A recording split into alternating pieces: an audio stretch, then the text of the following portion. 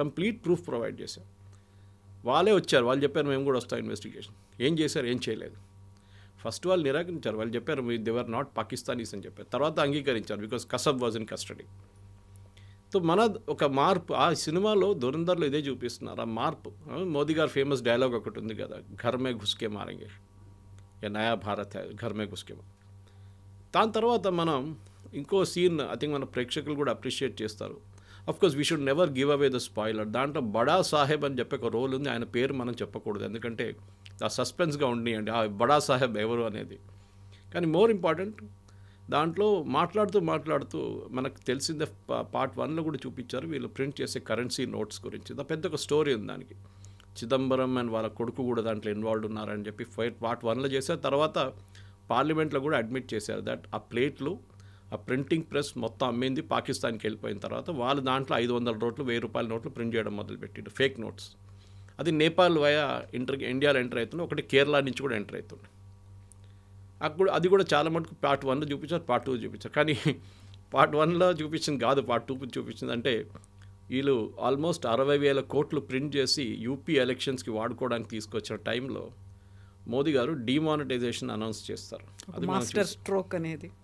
ఆ టైంలో మనం చాలామంది దాని గురించి ఎందుకు డిమానిటైజేషన్, ఎందుకు ఈ 500 నోట్లే, ఎందుకు 1000 రూపాయల నోట్ తీశారు మోదీ గారు, మిగతా ఏం తీయలేదు ఎందుకు, కొత్త నోట్లు ఇంట్రడ్యూస్ చేసి పాత తీయొచ్చు కదా అని చెప్పారు. It was a sudden decision. నాకు ఈ రోజు కూడా గుర్తుంది. I was flying from Delhi, దేనో ఒక మీటింగ్కి వెళ్ళాను ఢిల్లీకి. వస్తున్నప్పుడు ఎయిర్పోర్ట్లో దిగి I was waiting to collect my luggage. అప్పుడు నా దగ్గర డబ్బులు ఎక్కువ లేకుండే టాక్సీకి క్యాబ్కి ఇవ్వడానికి. సో నేనేం చేశానంటే అక్కడ ఏటీఎం ఉంది ఒకటి పక్కనే, పాత కంట్రోల్ సిస్టమ్ ఉంటుంది, అది ఇప్పుడు మార్చారు మొత్తం బ్యాగేజ్ రిట్రీవల్ అంతా. అక్కడ కోటక్ వాళ్ళకి అనుకుంటా ఏటీఎం, అక్కడ వెళ్ళి విత్డ్రా చేశాను. I withdrew 20,000 rupees. విత్డ్రా చేసి moment the receipt came out, మా ఫోన్లో ఒక మెసేజ్ వచ్చింది. నేను అనుకున్నాను అది బ్యాలెన్స్ ఎంత ఉందో చెప్పడానికి. చూస్తే 1000 rupees and 500 rupees note withdraw prime minister Modi exactly 8 o'clock in the night. నేను నా దగ్గర ఉన్న మొత్తం 500 నోట్లు. So anyway I got it exchange data, bank వెళ్ళి ఎక్స్చేంజ్ చేసుకున్నాను. కానీ స్టోరీ ఏంటంటే మన ప్రజలకు కూడా ఆ రోజు చాలామంది దీని గురించి స్టోరీలు రాశారు. రాహుల్ గాంధీ చెప్పారు, లైన్లో నిలబడి చాలామంది చనిపోయారు, వాళ్ళ డబ్బులు రాలేదు. తిరుమలలో మనం చూసాం 400 కోట్లు ఇప్పుడు కూడా పడి ఉన్నాయి పాత నోట్లు. RBI has refuse to exchange it. మా ఊర్లో ఉన్న ఒక బ్యాంక్లో, మా విలేజ్లో ఉన్న ఒక బ్యాంక్లోనే దొరికింది వీళ్ళకు ఆల్మోస్ట్ 250 కోట్లు fake notes or 500 rupee notes. Exchange చేయలేకపోయారు వాళ్ళది. సో చాలా మటుకు ఇట్లాంటి ఇన్సిడెంట్స్ కనెక్ట్ చేయవచ్చు మనం ఈ సినిమాలో. ఐ థింక్ దాట్ ఈస్ ఆ రియలిజమే పాసిబ్లీ ఈ ఆడియన్స్ని థియేటర్కి తీసుకొస్తున్నారు. కాకుండా ఇదంతా రియలిజం అనుకున్నప్పుడు డిఫరెంట్గా ఎక్కడెక్కడో ఏదో డిఫరెంట్ ప్లేసుల్లో ఆయన అన్నీ కలుపుకొని అదంతా ధురంధరే చేశారు, అన్నింటినీ చేయించింది సన్యాల్ సాబ్ చేయించారు అన్నట్టుగా చూపించడం. నిజంగా ధురంధర్ అనే క్యారెక్టర్ ఎగ్జిస్టెన్స్లో ఉండిందా? ధురంధరే ఇవన్నీ చేశాడా? దానికి సర్జికల్ స్ట్రైక్ కావచ్చు, లేకుంటే ముంబై బాంబ్ బ్లాస్ట్లు కావచ్చు, 60,000 కోట్ల బ్లాక్ మనీ కావచ్చు, ఆ తర్వాత ఈ వరుస ఇన్సిడెంట్స్ ఘర్ మే ఘుస్కే మారేంగే, వీటన్నిటికీ అక్కడుండి ఆయన చేశాడో, ఆయన ఇచ్చినటువంటి స్పై నిఘాతో వచ్చినటువంటి సమాచారాన్ని రిలేట్ చేసుకునే జరిగింది అనేది. అజిత్ దోవల్ గారి లైఫ్ హిస్టరీ చాలా మటుకు ఛానల్స్లో ఉన్నాయి. ఇప్పుడు కొన్ని పుస్తకాల్లో కూడా వచ్చినాయి ఆయన లైఫ్ హిస్టరీ. ఆయన ఇప్పుడు రాయలేదు కానీ నేను మాట్లాడారు ఆయన కొన్ని సందర్భాల్లో. He is from Garhwal, usually Garhwal UP నుంచి. కానీ he was Kerala cadre IPS officer. కేరళలో పనిచేశారు ఇనీషియల్ డేస్లో. ఐ థింక్ ఈ was an SP in Kottayam. అప్పుడు కోഴിకోడ్ వైపు ఒక రైట్ జరిగింది, కమ్యూనల్ రైట్. హిందూస్ ముస్లిమ్స్ కొట్టుకున్నారు, చాలా ప్రాపర్టీ ధ్వంసమైనాయి, చాలా ఇంటి నుంచి ప్రాపర్టీస్ తీసుకెళ్ళిపోయారు. అంటే టీవీలు ఎత్తుకపోయారు, మిక్సీలు ఎత్తుకపోయారు, అట్లాంటి చాలా మటుకు బంగారం తీసుకెళ్ళిపోయారు. సో అప్పుడు K Karunakaran, I think he was the chief minister అప్పుడు కేరళలో, కాంగ్రెస్. ఆయన ఒక టఫ్ మ్యాన్ అండ్ ఒక ఇమేజ్ ఉండే. సో ఆయన్ని డీజీపీని అడిగారండి. అప్పుడు డీజీపీ నేనేం చేయమంటారు ఇప్పుడు, how do we tackle this issue అంటే ఆయన చెప్పారు, మన దగ్గర ఒక యంగ్ ఐపీఎస్ ఆఫీసర్ వచ్చాడు ఇప్పుడే, అజిత్ దోవల్ ఆయన పేరు, సెండ్ హిమ్ దేర్ అని చెప్పారంట. ఆర్ యు ష్యూర్ అని అడిగారు Karunakaran. Is on record actually. Yes అన్నారు, పంపించారు. దోవల్ గారు అక్కడ ఏం చేశారంటే, యూజువల్లీ ఏం చేస్తారు ఒక ఐపీఎస్ వాళ్ళు, లాఠీ చార్జ్ చేయండి, అందరిని కొట్టండి, అందరిని అరెస్ట్ చేయండి, లోపలేసేసేయండి అంటారు అందరు. That is the typical. మన దగ్గర కూడా ఓల్డ్ సిటీలో ముందు ఎన్టీ రామారావు గారికి ఉన్న ముందు కన్నా కమ్యూనల్ రైట్స్ అదే ఉంటుండే. ఈయన ఏం చేశారంటే, అందరూ senior Muslim and Hindu religious leaders, మిగతా పొలిటీషియన్స్ అందరిని పిలిపించి ఒక మీటింగ్ పెట్టారు. మీటింగ్ పెట్టి ఒకటే డిమాండ్ అన్నారు, ఎవరెవరు ఏమేమి ఎత్తుకెళ్ళారు ఏ ఇంటి నుంచి కానివ్వండి, అది 24 గంటల లోపల ఆ ఇంటికి చేరుకోవాలి. I will not take any action.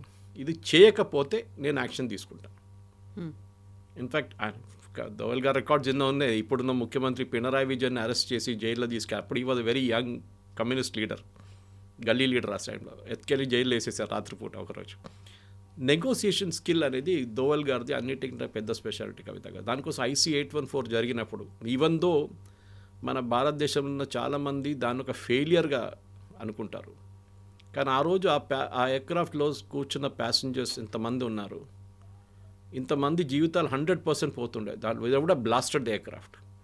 Finally we last only 1%. కానీ ఆ రోజు నెగోసియేషన్స్తోనే మనకి మనకు కొంతమంది టెర్రరిస్ట్ని రిలీజ్ చేయాల్సి ఉంది, హఫీజ్ సయీద్ లాంటి వాళ్ళు రిలీజ్ చేయాల్సి వచ్చింది. దానికి ఉన్న రిజల్ట్స్ మనకు తర్వాత వచ్చింది కూడా. మన మీద మంది దాడులు జరిగింది, పార్లమెంట్ అటాక్ అయింది, ముంబై బాంబ్ బ్లాస్ట్లు అయ్యాయి. కరెక్ట్. కానీ ఆ పొజిషన్లో మీరుంటే మీరేం చేస్తారు?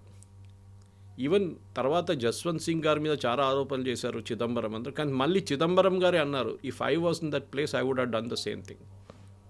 బేసిక్లీ ఏంటి, వీళ్ళ డాటర్ మన ముఫ్తీ మొహమ్మద్ సయీద్ వాళ్ళ కూతుర్ని కిడ్నాప్ చేసి తీసుకెళ్లారు. నాట్ మహబూబా ముఫ్తీ, వాళ్ళ ఇంకో సిస్టర్ని.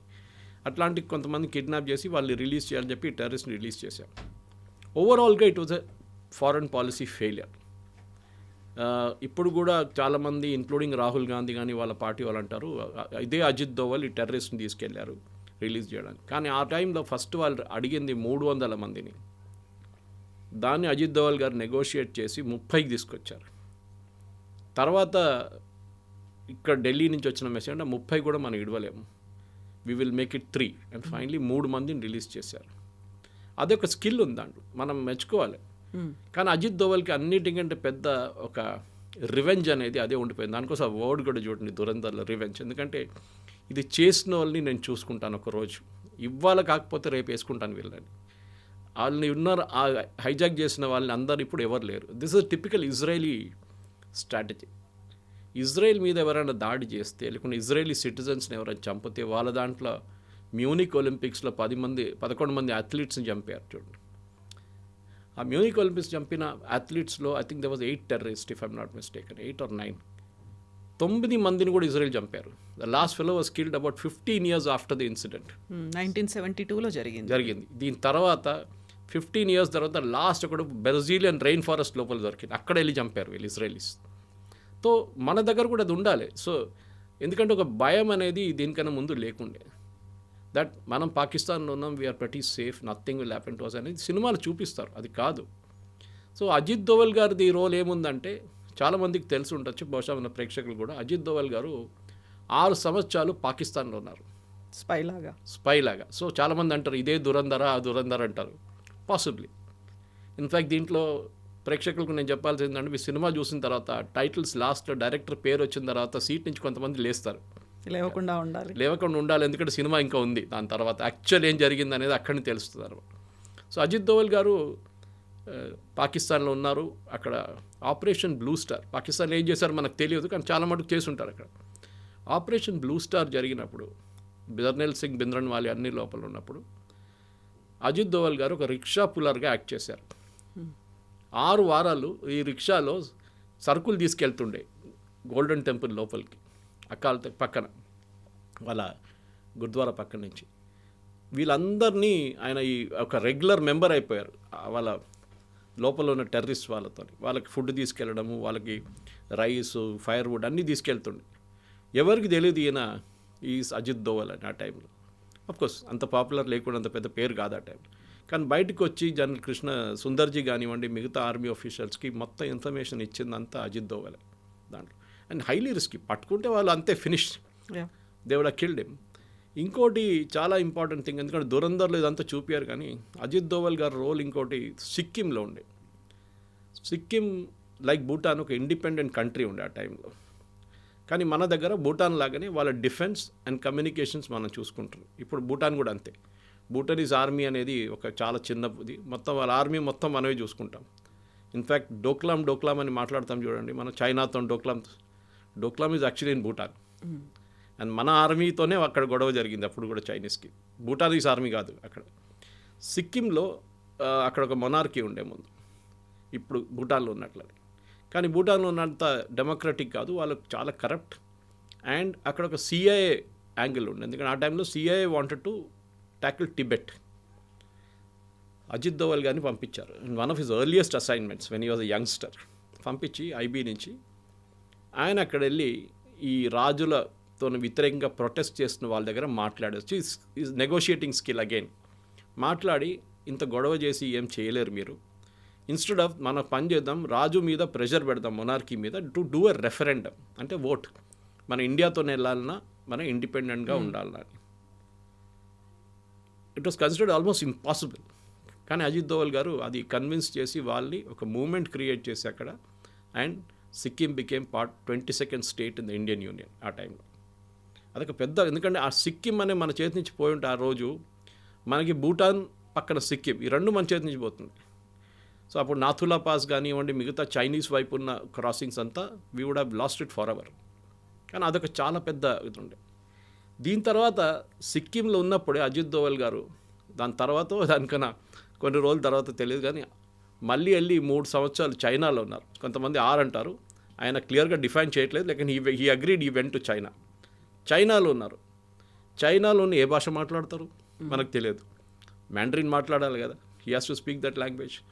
టిబెటియన్ లాంగ్వేజ్ మాట్లాడాలి లేకుంటే, because he has gone to Tibet side. కానీ ఆ రోల్ చూడండి, ఇదంతా మనం హిస్టరీ చూపించినప్పుడు చాలామంది ఆదిత్య ధర్ని తిడుతున్నారు, మీరు కావాలని చెప్పి ఒక ప్రాపగండా సినిమా తీశారు, మోదీ గారు 2 సార్లు చూపించారు టీవీలో ఇక్కడ ఇన్సిడెంట్స్ నడుస్తున్నప్పుడు. కరెక్ట్, సినిమాటిక్ లిబర్టీ అనేది అందరికీ ఉంటుంది. మనం చెప్తా fiction, as every movie is a fiction. ఈ దీంట్లో కూడా ఫిక్షన్ ఉంది డెఫినెట్గా. కొంతమంది అంటారు అదేనా డిమానిటైజేషన్ కాదు అంటారు. Okay, agreed with you on that point. Modi గారి గురించి పాకిస్తాన్లో కామెంట్ కొడుతున్నది, చాయ్వాలా ప్రధానమంత్రి బన్ గయా తుమ్ క్యా కర్ రహే తే అని చెప్పి పంజాబీలో లిబరల్ గాలీస్ ఉంటుంది అక్కడ కూడా. అది ప్రతి ఇన్సిడెంట్కి ఒక కనెక్షన్ ఉంటుంది. అండ్ మనం గుర్చుకూడదు, మన దాంట్లో was it Ravindra Nayak or some, there is one spy who, Ravindra Kaushik. Ravindra Kaushik ఆయన ఒక మన వైపు నుంచి రా నుంచి వెళ్ళిన ఒక ఏజెంట్, పాకిస్తాన్లో దూరారు చాలా సంవత్సరాల ముందు. I think was in 70s or 60s or 70s. ఆయన పాకిస్తాన్లో వెళ్ళి అక్కడ కరాచీలో చదువుకొని యూనివర్సిటీలో డిగ్రీ తీసుకొని, of course had a Muslim name, married a girl from there. తర్వాత పాకిస్తాన్ ఆర్మీలో జాయిన్ అయ్యి he went up to the rank of major. కానీ భారతదేశానికి మన రాకి కంటిన్యూస్ ఇన్ఫర్మేషన్ వస్తుండే అక్కడి నుంచి. సో ఇట్లాంటి స్టోరీస్ చాలా ఉన్నాయి. మనం ఇట్ ఈస్ నాట్ ఫిక్షన్ కవిత గారు. కానీ దీంట్లో ప్రాబ్లం ఏంటంటే, ఒక ఆర్మీలో మీరు రెగ్యులర్ బ్యాటిల్ చేస్తే మీకేమైనా అయితే మీకు మెడల్ ఇస్తారు, ఇక్కడ అన్నోన్గా వెళ్ళిపోతారు, మీకు పెన్షన్ ఇస్తారు, మీకు గ్యాస్ ఏజెన్సీ ఇస్తారు. But if you caught as a spy మిమ్మల్ని ఎవ్వరు అంగీకరించారు, ఇంక్లూడింగ్ ఎవరైతే అక్కడ డిప్లాయ్ చేశారో డినై చేస్తారు, మాకు తెలియదు అంటారు. నేను మొన్న మన మణిపూర్ వైపు నుంచి ఒక యుఎస్ నేషనల్ని మళ్ళీ ఇంకా 6 పట్టుకున్నారు. మణిపూర్, మిజోరాం ఆ సైడ్ నుంచి, మిజోరాం సైడ్ నుంచి యాక్చువల్లీ 6 యుక్రెయినియన్స్ పట్టుకున్నారు. ఆ రోజు నేను ఒక ట్వీట్ చేశాను. నేను కూడా ఫస్ట్ అనుకున్నాను ఏంటి ఇది, ఒక యుఎస్ సిటిజన్, అది కూడా ఈజ్ కన్సిడర్డ్ సిఐఏ ఏజెంట్, వాడేంటి లిబియాలో వెళ్ళి గదాఫీతో అక్కడ కూడా పోరాటం చేశాడు, వాడిని ఎందుకు వేసుకున్నారు యుఎస్ ఇండియన్ గవర్నమెంట్ అనుకున్నాను. కల్కట్టా ఎయిర్పోర్ట్లో పట్టుకొని 3 రోజుల తర్వాత అరెస్ట్ అయిందని అప్పుడు డిస్క్లోజ్ చేశారు. అంటే 3 రోజులు కస్టడీలో ఉన్నాడు. తర్వాత సర్జియో గోర్ యుఎస్ అంబాసిడర్ ఒక ట్వీట్ చేశారు, just 24 hours after this fellow was arrested, saying, I met Ajit Doval and a very good productive meeting with him, National Security Advisor of India. నాకు it didn't connect the dots. Suddenly నాకు connect అయింది. వెస్ మన దగ్గర ఒక spy అని చెప్పలేము, ఎక్స్-రా agent యుఎస్లో అరెస్ట్లో ఉన్నారు. ఇప్పుడు పన్నూర్ని చంపడానికి ట్రై చేశారని చెప్పి కెనడా నుంచి ఉన్న, కానీ యుఎస్లో జరిగింది అటెంప్ట్ అని చెప్పి, forget his name, he was arrested in Europe. ఇప్పుడు కస్టడీలో ఉన్న, అక్కడ ట్రయల్ నడుస్తుంది. ఇప్పుడు చూడండి, మార్క్ మై వర్డ్, 6 నెలల లోపల that guy will come to India, this guy will go to US, exchange చేస్తారు. ఇది రష్యాతో జరిగింది చాలాసార్లు. సో మన వైపు ఉన్న మన ఇప్పుడున్న యంగ్స్టర్స్కి చాలా మటుకు దురంధర్ సినిమా ఎందుకు నచ్చుతుంది, 3 రోజుల నుంచి ఫ్రైడే, సాటర్డే, సండే హౌస్ఫుల్ నడుస్తుంది, ఈవెన్ పెయిడ్ ప్రివ్యూస్కి టికెట్స్ దొరకట్లేదు అని చెప్పిన టైంకి చాలామంది అడుగుతున్నారు, ఒక హైపర్ నేషనలిజం తీసుకొస్తున్నారు, 56 inches ఛాతీ చూపిస్తున్నారు. ఇది ఒక ఫేక్ నేషనలిజం క్రియేట్ చేస్తున్నారు. I think it is not correct. ఎందుకంటే చాలా మటుకు ఇప్పుడున్న యంగ్స్టర్స్కి వాళ్ళకి తెలియని స్టోరీస్ మనం చెప్తున్నాం వాళ్ళకి. Then what about D gang, బడా సాబ్ దావూద్ ఇబ్రహీం నిజంగా ఆ స్టేజ్లో ఉన్నాడా, కదలలేని కండిషన్లో ఉన్నాడా? దాని అంతటికి కూడా మళ్ళీ మన స్పైస్ చేసినటువంటి ఆ పనే కారణమా? సో ఈ దావూద్ ఇబ్రాహిం స్టోరీ మీకు తెలుసుంటుంది. దీనికన్నా నేను ఇంకో ఛానల్లో మాట్లాడుతూ ఆల్మోస్ట్ 8 months ago చేసిన ఒక స్టోరీ ఉండే. దాన్ని నిన్న కూడా ఎవరు నాకు పంపించారు, లింక్ పంపించింది. ఆ ఛానల్ వాళ్ళంటే ఇప్పుడు ఈ దురంధర్ సినిమా రాగానే మళ్ళీ ఆ క్లిప్ రిలీజ్ చేశారంట. దావూద్ ఇబ్రాహింని చంపడానికి అజిత్ దోవల్ అండ్ టీం ఒక ప్లాన్ వేశారు. He was not a national security advisor అప్పుడు. He was IB, senior IB ఇన్ఫిషియర్. క్లిఫ్టన్లో ఉంటుంది, సేమ్ ఏరియా పాకిస్తాన్లో, క్లిఫ్టన్లో, కరాచీలో, very posh area, under ISI protection. కానీ ఒకరోజు ఆయన దుబాయ్కి వెళ్ళడానికి ప్లాన్ వేసుకున్నారు. ఈజ్ రెగ్యులర్లీ దుబాయ్కి వెళ్తాం. మన షార్జాల ముందు క్రికెట్ నడుస్తున్నప్పుడు you can see Dawood Ibrahim in those famous videos. అందులో బాలీవుడ్ స్టార్స్ ఉన్నారు, అందరు ఉంటారు. బాలీవుడ్ ఫైనాన్సింగ్ అంతా దావూద్ ఇబ్రాహిం నుంచే నడుస్తుండే. మీరు చూడండి, గుల్షన్ కుమార్ని చంపిన కాంట్రవర్సీ నుంచి మిగతా అన్నీ చూస్తే కంప్లీట్ డీ గ్యాంగ్ ఫండింగ్ ఉంటుండే మన దగ్గర. దాని తర్వాత ముంబై బ్లాస్ట్ కానివ్వండి, దాని తర్వాత జరిగిన చాలా మటుకు టెర్రర్ ఇన్సిడెంట్స్లో దావూద్ ఇబ్రాహిం చేయఉందని తెలిసిపోయింది మనకి. దావూద్ ఇబ్రాహింని వాడుకున్నారు ఐఎస్ఐ, ఆర్డీఎక్స్ ల్యాండ్ చేయడానికో లేకుంటే ఫండింగ్ తీసుకురావడానికో, సినిమాలతో ఫండింగ్ చేసింది. నేను ఆర్వీఎస్ మనీ అని చెప్పి formerly under secretary of home, retired, ఆయన పద్మశ్రీ వచ్చింది రీసెంట్లీ, ఆయన పద్మశ్రీ ఇచ్చారు. ఆయన నేను ఇంటర్వ్యూ చేశాను 2-3 సార్లు. ఇంటర్వ్యూ చేసినప్పుడు ఆయన ఒక ఇంటర్వ్యూలో చాలా క్లియర్గా, then I was the CEO of Janam TV, COO Janam TV, మాట్లాడుతున్నప్పుడు ఆయన ఒక మాట అన్నారు, Suresh, I was posted on behalf of so and so ministry, obviously home ministry in Mumbai, cinema funding గురించి తెలుసుకోవడానికి. And he was given a post in the censor board, అక్కడ centre board of film certification supervision, not actual censor. ఆయన అన్నారు, నా పని ఏముంటుండే అంటే financing తెలుసుకోవడానికి. And he was saying one of the biggest financing Malayalam సినిమాలు కూడా నడుస్తుండే, హిందీ కాకుండా కూడా. 50 కోట్లు ఒక సినిమా అనౌన్స్ చేసింది. ఆ టైంలో 50 కోట్లు అంటే పెద్ద అమౌంట్. అనౌన్స్ చేసి హీరోకి 5 కోట్లు లేకుంటే 3 కోట్లు, హీరోయిన్కి 1 కోటి, మిగతా అందరికీ డబ్బులు పంచిపెట్టేస్తారు. ఆ సినిమా ఎప్పుడు రిలీజ్ కాదు. దాని తర్వాత వచ్చిన మనిషి కనిపించడు, ప్రొడ్యూసర్ లేడు, డైరెక్టర్ లేరు, ఎవరు లేరు. బ్లాక్ మనీ డిస్ట్రిబ్యూషన్ అయిపోయింది, రిటర్న్ వచ్చేస్తుంది మళ్ళీ. అది ఆ 3 కోట్లు ఇచ్చినోడు 20 లక్షలు పెట్టుకొని మిగతా డబ్బులన్నీ లీగల్గా ట్రాన్స్ఫర్ చేసేస్తారు వాపస్. ఇది జరుగుతుంది. So Dawood Ibrahim role, yes, చాలా మటుకు మన దేశంలో జరిగిన టెర్రరిస్ట్ ఇన్సిడెంట్స్ అండ్ కనెక్షన్. కానీ దాంట్లో అతీక్ అహ్మద్ రోల్ ఒకటి ఉంది, మీరు చూసుంటారు. Atiq Ahmed was a gangster in UP. Phulpur అనే కాన్స్టిట్యున్సీ ఉంది, కవిత గారు, మీరు వినుంటారు. ఆ ఫుల్పూర్ కాన్స్టిట్యున్సీలో 3 సార్లు ఎలక్షన్ గెలిచిన మనిషి పేరు Jawahar Lal Nehru. It was the constituency of the Gandhis, అంటే నెహ్రూ గాంధీ ఫ్యామిలీ. ఒక టైంలో అక్కడి నుంచి I think it was VP Singh who won from there. కానీ అక్కడి నుంచి అతీక్ అహ్మద్ ఇండిపెండెంట్గా 3 సార్లు గెలిచారు. ఆయన 17 సంవత్సరాలు ఉన్నప్పుడు స్కూల్లో ఫెయిల్ అయిన తర్వాత ఎగ్జామ్లో ఫస్ట్ మర్డర్ 17 yearsలో చేశారు. ఆఫ్టర్ దట్ ఆయన మీద 100 మర్డర్ కేసెస్లు, ఎక్స్టార్షన్, కిడ్నాపింగ్ అన్నీ ఉన్నాయి. ఆయన జైల్లో తీసుకెళ్ళి, ఆయన చాలా టైం జైల్లో ఉంటుండే, ఎందుకంటే ప్రొటెక్షన్ జైల్లో బెటర్ ఉంటుందని చెప్పేసి. బయట ఉంటే చంపేస్తారు. కరెక్ట్గా అదే జరిగింది, సినిమాలు కూడా చూపిస్తారు. కోర్టుకు తీసుకెళ్తున్నప్పుడు చంపేశారు. So connection was correct. He was not involved in fake currency. అది మనం we have to give my license, we have to give my freedom for that.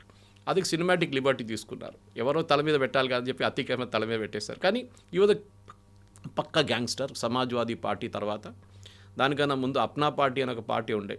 ఇప్పుడు అనుప్రియ యాదవ్ అని చెప్పి వీళ్ళ క్యాబినెట్లో, మోదీ గారి అనుప్రియ పటేల్ మోదీ గారి క్యాబినెట్లో, her father head set up the party ఆ టైంలో. సో దీనికి చాలా స్టోరీస్ ఉన్నాయి కవిత గారు. It goes like branches. మీరు చూస్తుంటారు ఒక సీన్లో చూపిస్తారు కనెక్షన్స్ ఫ్రమ్ వేరియస్ సోర్సెస్, ఎక్కడి నుంచి వస్తుంది అనేది, ఎక్కడెక్కడ బ్రాంచెస్ ఉంది చెప్పేసి. సో పాకిస్తాన్ ISIలో కూడా చాలా మటుకు వాళ్ళ దగ్గర ఉన్న ప్రతి ఆఫీసర్ని కూడా మనం టార్గెట్ చేసాం.